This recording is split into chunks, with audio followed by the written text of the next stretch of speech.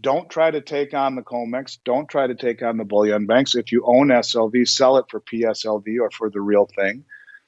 Instead of trying to take 1,000-ounce bar off the COMEX exchange, buy 1,000 ounces from your local dealer or from a company like mine, and or any of us out, any of the dealers out here, and that's how you win. And if all of a sudden on the evening news you hear that, geez, all the silver in the United States for investment is gone, and same thing is happening all around the globe, at what point does that start to translate into real price discovery? Here again, you can only manipulate a price by pushing it in the direction that it is going. You cannot hold back global demand like this. And that's why they've been able to do it for a very long time, is that everything moves in a cycle. And gold and silver were last in a real peak in their cycle in 1980. So they've had 40 years, basically, to push this around. And I think they're running into a circle coming back around. And we're heading into a period of time where people are looking to precious metals as a means to protect themselves against what all the nations are doing to their currency, destroying it, destroying them. And this is going to be a life raft, whether it appears that way today or fully, shows itself for what it really is later on down the road.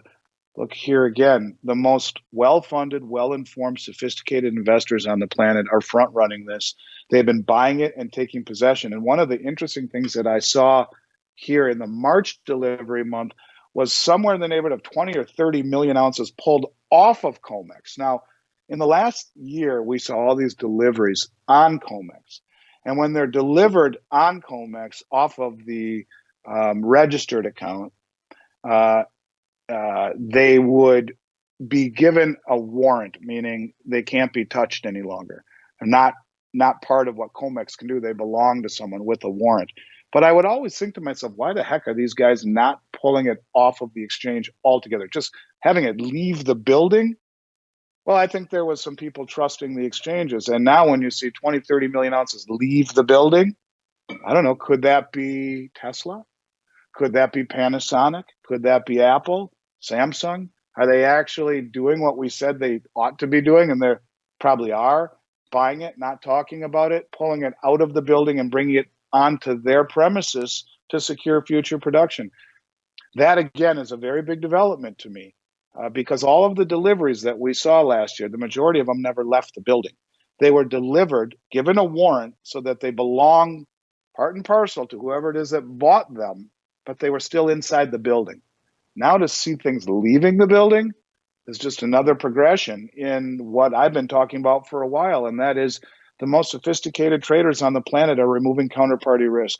Started in 2017 with the central banks, and here we are today, 4 years later, and they're doing the same thing now off of COMEX, and now actually pulling it off of the COMEX. Big development, something that follows this linear progression that I'm seeing. And in a nutshell, what is that? Big money front running what's coming next, period. The big money is quietly front running everything. And they are using price to misdirect us into everywhere else while they quietly scoop things up at subsidized prices and are now exiting stage left. So we'll see what happens on the May delivery month. I expect more of the same.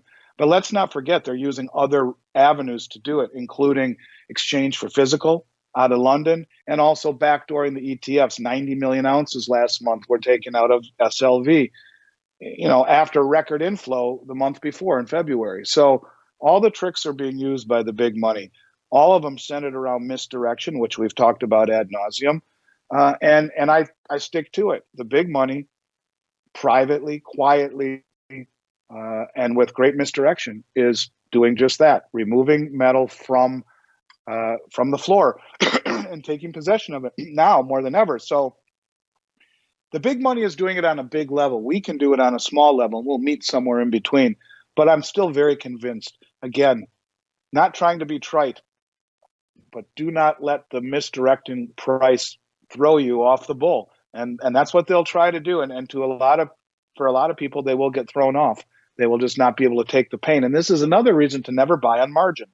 Don't buy on margin. Buy with cash. Buy on the dips. Don't chase the rallies. Don't buy on margin because you'll get margined out. And that's what would have happened to a lot of people. And they just aren't going to add more money into their margin account to keep their conviction when it's moving counterintuitively to what their brain is telling them. Well, the big money knows this. They're trying to inflict as much pain as possible and get people to fall off the bull, to get people stop talking about it. It's not working. And I think the more we keep doing what we're doing, one ounce at a time, Dunnigan, we'll win this. We'll win this war. We may lose a few battles and get bloodied along the way, but we'll win the war if we continue to do this, because ultimately there's just not enough silver to keep the game going.